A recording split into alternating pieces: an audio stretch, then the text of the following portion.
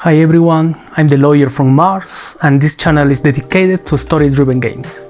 Today we'll talk about Shin Megami Tensei 4 for the Nintendo 3DS. This channel is about talking and sharing about our favorite moments in the games we love. Nevertheless, I want this channel to be welcoming to newcomers too. So this video has both a non-spoiler and a spoiler part. Don't worry though, I'll let you know when spoilers are coming. First, for those who don't have too much time, is the game worth it? Short answer, hell yes. It's the first game I've played in this franchise and I've already bought 3 more. Devil Survivor, Catherine and Persona 2. Even before I finished the game. It's that good. So yeah, I recommend you to get it. Even if you think it's not the kind of game you like, just give it a chance. Play it past the first 10 hours, and which are the hardest, and you will start to see how its world starts to open and the story becomes more interesting. Now let's elaborate. Let's talk about the gameplay. First, I think I noticed as a newcomer to the Shin Megami Tensei games, the game can be very difficult at times. The game is not very friendly to newbies. But fortunately, there are 4 ways to solve this problem. First, by dying, yes. Dying in this game actually helps you. Let me explain. The first time you die, there's gonna be a cutscene where Caronte from Greek mythology will tell you that he'll revive you if you give him some money. That's fine. It's a lot of money, but just give it to him. Continue playing. Next time you die, you'll meet Caronte's henchmen, and they will revive you without charging you any money, which is great, but also they will unlock the possibility to change the game's difficulty. See, the thing is that you cannot do that till you die at least twice in the game. So if you are a newcomer, just go and die twice ASAP, and voila, you'll be able to change the game's difficulty at any time in the game. Second, you're able to save at any moment in the game without restrictions. This is great because it means that if you die, you'll not lose progress. My tip is just save a lot after you reach a new area or after you win a battle. Don't get cocky, just save a lot. It's free. Third, my strategy was to increase the number of attacks your demons have as soon as possible. In the game, your demons start with 3 or 4 attacks, but they can have around 8 by the end. For that you have to buy apps. If you and your demons have many attacks or different types, you can be sure to always have an attack that will affect the weakness of your enemies. And they will try to attack your weaknesses too. So if the game abuses you, you should do the same. And finally, get a guide. The special edition I have comes with a guide, which is awesome. But if you cannot get this edition, you can look for guides online. I found one that I think is very good. I'll put a link in the description. My recommendation is to use the guide for the first 10 to 15 hours of the game. No shame on doing that. Then when you're familiarized with the mechanics, leave the game behind and enjoy the game by yourself. Now, this channel is about the story, but I have to say that I've never thought I would enjoy fusing demons that much. Yes, you can fuse your demons and create stronger ones. It's so rewarding to fuse 2 or 3 good demons to get an excellent one. Not only because the new one is more powerful, but also because its design is awesome too. Demons in this game come from real-world religions, mythologies and folklore. How awesome is that? You can have gods and demons that are Greek, Irish, Japanese, Slavic, Aztec, French, etc. helping you. The game gives you a short description about them too, so you know where they come from or what they do in their respective culture. Now, a couple of things I also noticed when starting the game that caught my attention about playing on the 3DS. First, Street Pass. Apparently, you could use it to make your demons stronger and receive free items with it. Isn't that cool? And second, the 3D effect. I know that 3D wasn't popular, but goddammit, I enjoy it so much in this game. I didn't use it all the time though. just with cutscenes and conversations. I bought a Switch recently and I would have loved it to have Street Pass and 3D. Let's talk about the music for a second. The music is superb. My favorite theme is the one that plays when you are in a big map. I'm not gonna spoil it, but let's just say that the song is known as the I don't know where to go song. Nonetheless, what a masterpiece. Unfortunately, it isn't in the CD that comes with the special edition. What the fuck, right? This is the song. Let's listen to it for a minute.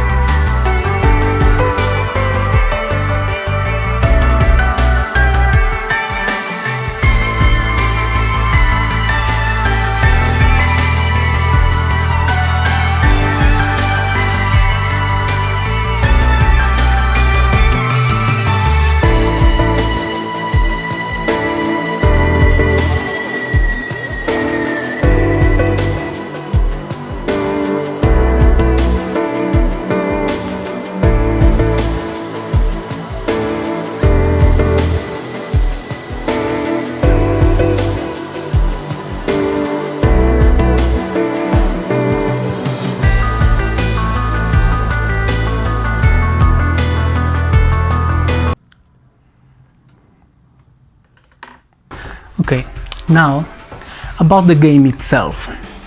No big spoilers yet, don't worry, I'll let you know. With this game I didn't think about characters that much, but about themes, knowledge, principles, taking sides, being neutral, obedience to authority, how unjust life is, etc. For example, there is a character that brings books and knowledge to your town, and that is considered as something negative by the religious leaders of the city where you live. It reminds me of the story of the serpent and Eve in the Christian Bible. How the fruit that Eve consumes is forbidden, and also price, the fruit represents knowledge.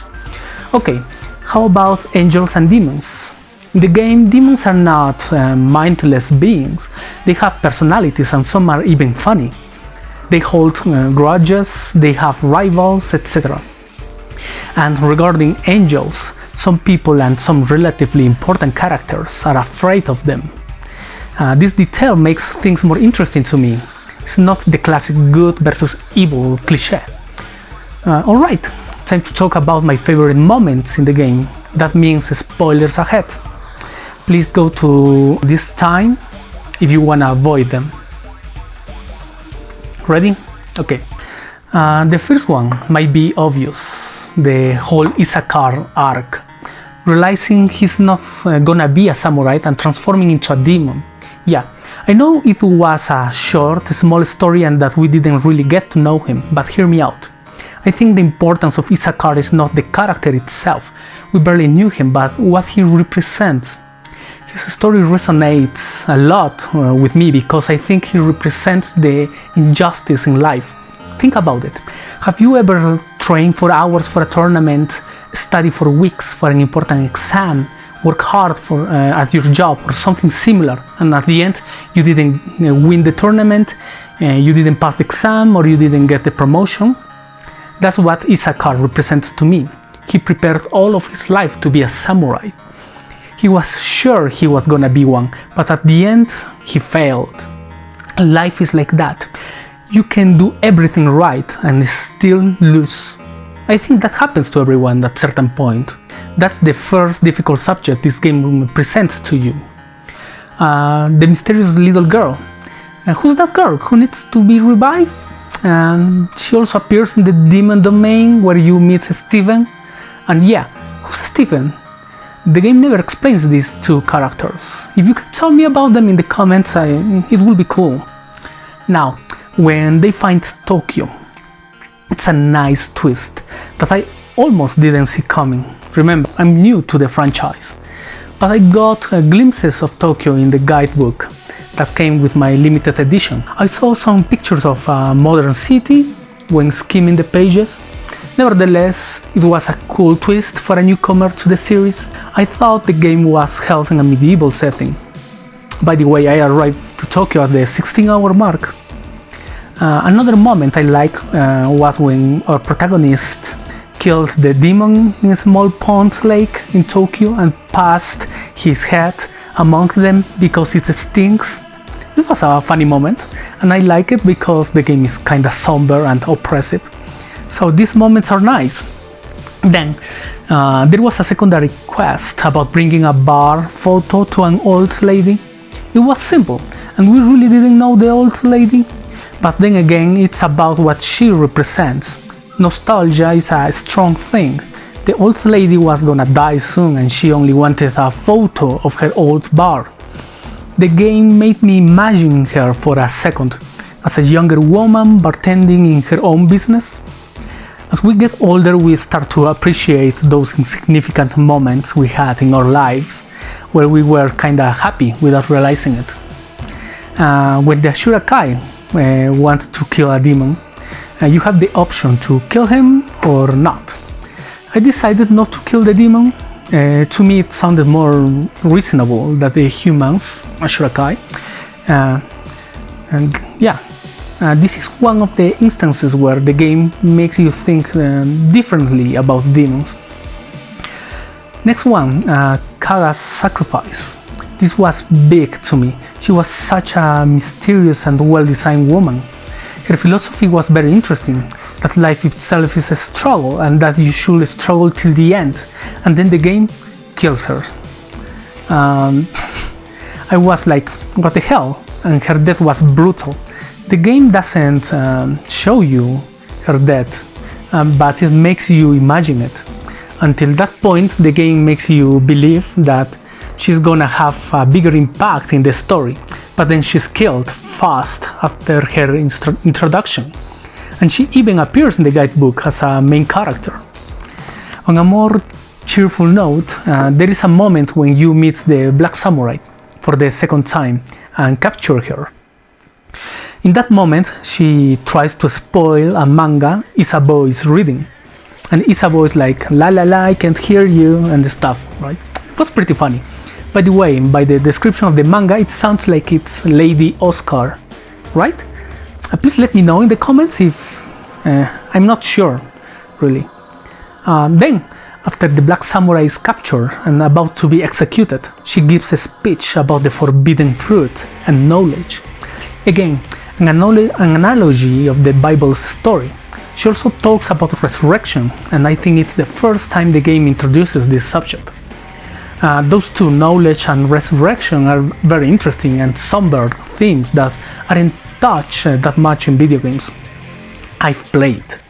Finally, I have to admit that I was actually getting allured or charmed by her speech. Now, when we get to Shibuya, Jonathan gets mad at a Tayama man. He's usually calm and kind, but when he heard that the fellow samurai you're looking for might be dead, he gets mad. I like that, and I think Walter liked that too. Jonathan is very protective of everything related to Mikado, the samurais, and his town. I believe the real decision making starts after Shibuya. Things get more interesting. Unfortunately, that was around the 35 hours mark for me. This game can be too much of a slow burn, story-wise sometimes. At this point in the game, Walter starts to open a bit more. He's a casualty who would be a fisherman if he weren't chosen as a samurai, or chosen. He knows he can be something better and play an important role in this world, and I can relate to that. When I was a child, my family was very poor, and I always wanted to get out of that, to be something else despite my social status. I think many of you can relate or can understand Walter in that sense too. Some people aren't scared to try difficult or dangerous things in order to get a different life than the one that was written for them. Around this part in the game, there is a boss I like, Tenkai. He asks you interesting questions and he seems to be very smart. He also talks about resurrection and reincarnation. Again, another example of how this game makes interesting demons. Now, the breeders part made me say, what the fuck? The whole area is a disturbing place and you just wanna know what's happening. This part also made me realize that there is no way in hell I will join Tayama. Fortunately, after the disturbing part, all of our protagonists start to hallucinate. Walter is afraid of fish, Jonathan thinks he's a cat, and for Isabu everything is so demoning. Welcome funny part after the whole breeding stuff. Then there is the moment that made me decide that I would follow Walter, and that's when he says, and I quote, "I've learned to doubt." That's it. Doubting is a big part of my life. As a skeptic and non-religious person, doubting is how I live my life. Questioning and challenging everything is very positive for a mind. You have to doubt politicians, your teachers, professors at college, what you read, etc., in order to form your own ideas.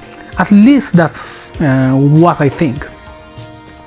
Another moment, when Tayama says that he wants to build a utopia. This is a classic philosophical social theme. A utopia is great on paper, but the game makes you think, a utopia? Cool, but at what cost?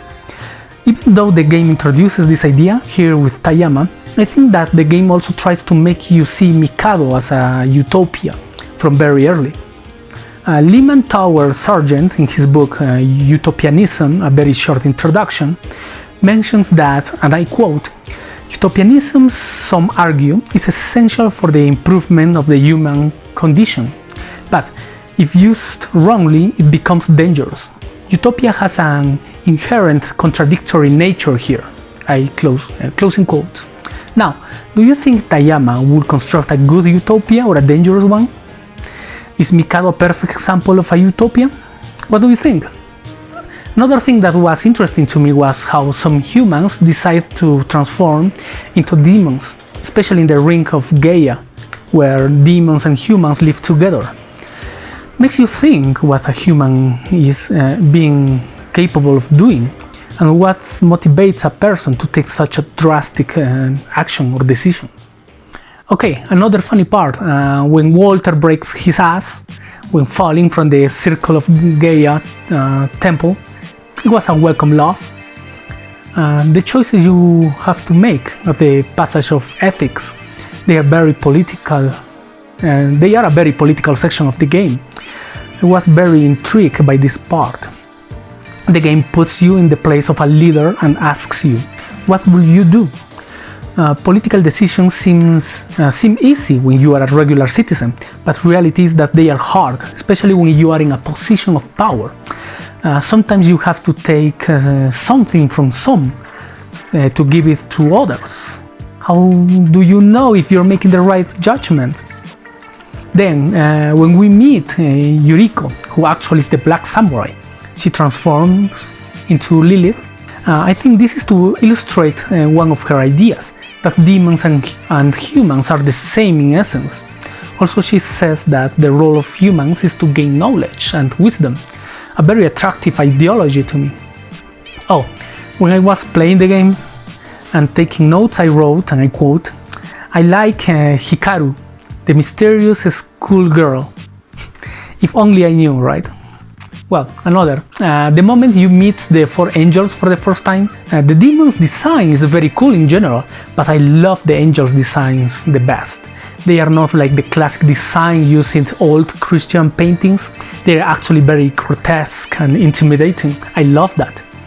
Then, when one of the bosses said one of my favorite quotes, "Ignorance is bliss," which is very fitting in this game if you think about the whole knowledge talk that Lilith likes so much. I'm always thinking about the subject of ignorance equals happiness. How about you? What do you think? Do you think that reading and trying to understand the world better actually makes you unhappy? I do think a lot about that. For example, when I avoid the news for a day or so, it's so refreshing. But after a while, I have the need to know what's happening around the world, and it just depresses me so much when I finally find out. Next, after using the Yamato machine for the first time, I felt bad when I saw Tokyo transform into a desert. I immediately thought, damn, was that my fault? I didn't even blame Walter for pushing me to do it. I knew that ultimately it was my decision. In Blasted Tokyo, Akira and Kiyoharu introduced new themes to the game: prophetic dreams, parallel worlds, and the Messiah. Akira also mentions that they believe in God and they pray to him regardless of his indifference, which I thought was kinda sad. I like Kiyoharu, the crazy old guy with the crosses tattooed on his face. He's not. I wrote in my notes, and I quote, "Wait, is Akira Aquila? Is Blasted Tokyo the past of the Eastern Kingdom of Mikado?" Akira just renamed Tokyo the Eastern Kingdom of Mikado, and Jonathan said, "King Akira of the Eastern Kingdom of..." I love this part. It really took me by surprise. Then the game also introduces artificial intelligence, Burrows of course, and then Pluto, the creepy robot that serves God. Having biblical and science fiction themes together in one game was neat. After defeating Pluto, using the Yamato machine for the second time and arriving to Infernal Tokyo, I got confused. Are the white ones showing me the possible outcomes of my decisions? Blasted Tokyo if I go law, and Infernal Tokyo if I go chaos? If somebody knows this whole deal with the white ones and the two Tokyos, please let me know in the comments. It's very confusing. I like the Akira from Infernal Tokyo. He calls Jonathan a goody two-shoes and Walter a bad boy. This Akira is awesome. He's an adorable coward. He's not at the top of the food chain, so to speak, and that makes him funny. He's known in Tokyo as someone who recollects trash. Also, despite being a demon, he wants equality for everyone. He's definitely my favorite secondary character in the game. Then, there is a funny scene where Walter ruins Akira's plan to go undercover, and Akira is like, shh, or something like that. In Infernal Tokyo, there are some people who are nourishers. This is similar to the poor breeders from the Ashura-Kai. When meeting the White Ones for the last time, I decided to not follow their desires to destroy the status quo. And after that, oh shit, Hikaru reveals herself as Lucifer. I knew there was something cool about her. Now, I had to kill the White Ones. Who are they? I still didn't understand well who or what they represent. The White Ones keep calling me their fifth son though. That might be a clue? After killing the White Ones, Lucifer eats Walter. And goddammit, I really liked him. I thought that me and Walter would change Tokyo and our town. And to be honest, between the two of us, I think he would have been the better chaos leader. He was really deep into his beliefs. Oh well, at least he died as a real champ. And just after that, I met Isabeau. You Shin Megami Tensei vets know what happens. She tells me about the manga she was reading, and then I have to fight her. This game doesn't joke around. I just lost Walter and now I'm gonna lose Isabeau. After fighting her and watching her bleed, Kaga came to mind immediately. At that moment I knew what was gonna happen. and then she cuts her own throat. Man, why does this game want me to lose my friends so bad? At that moment I thought, am I gonna fight Jonathan too? After Isabel died, Lucifer said, pitiful. And then, so cold, I immediately thought, did I make the right decision by joining Lucifer? After defeating Merkaba, almost at the end of the game, Lucifer says, no matter how loyal one is to God, he will never answer. Which is true in this game. It reminds me what Akira from Blasted Tokyo said, that even though God abandoned them, they still pray to him. He's a very selfish God who just cares a bit about those who follow him. And I mean a bit. After the final boss, Lucifer returns to her human form. I like that. I prefer her like that. In my mind, Lucifer is supposed to make you lower your guard to make you trust her. I visited the apothecary in Mikado, and the lady said that demons are taking her stuff without paying, and if that continued, money will soon be worthless. I kinda like that idea, you know? I'm not a fan of money worshipping. Then I went to the monastery and I saw Lilith for a second. That was cool. I thought we would not see her again. I like her a lot as the Black Samurai.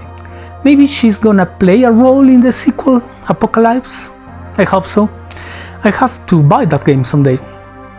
Then I went to Mikado Lake, and the horse demons and the plant demon are still fighting for a lake, but this time in Mikado. That was kinda funny after all the chaos happening in Mikado. And finally, the last cinematic. I think it was superb. It's just like 20 seconds and it's just you and Lucifer watching Mikado burn, and the possibility of you becoming the king of the new world. Lucifer's words, voice and tone, as always, are so mesmerizing. I love this ending, although one day I would like to see what happens in the law ending. Where is Jonathan, by the way? Then the after credits, it just wants me to start a new game plus, which has a curious name, Reincarnation. Even for something so meaningless and small as New Game Plus, the game still uses its themes. Very cool. Let's finish this video. This is a high quality game, no questions about that. It has the production values of a console game but in a handheld. After some 35 hours playing the game, I couldn't stop playing it. In the beginning I used to play like 3 hours a day, but after the 35 hours mark I had to play for at least 6 hours a day. Those nights I didn't sleep that much. I was obsessed. I wanted to know what the story was gonna bring. I know technically the game is quest driven, nevertheless it has an amazing world building, clash of philosophies and ideologies, and characters that stay with you because of what they represent. They also have very interesting quirky things, don't get me wrong. I'll never forget Isabeau's whole manga arc, or Walter's struggle as a peasant boy who wanted something better for himself and the world, or how funny Akira was. After my experience with this game, I am definitely planning to get Shin Megami Tensei 3 Nocturne and Shin Megami Tensei 5 on my Switch. No questions about that. Now, I understand why there are so many passionate fans of this franchise. I'll definitely have to play the Persona games too, which are related to the Shin Megami Tensei series. This is the first time I've played a game of this kind. What a fascinating and strange game. Well, that's it. Remember to subscribe and find me on Twitter if you are interested in story-driven games. I'm the lawyer from Mars. Thank you for watching. Bye bye.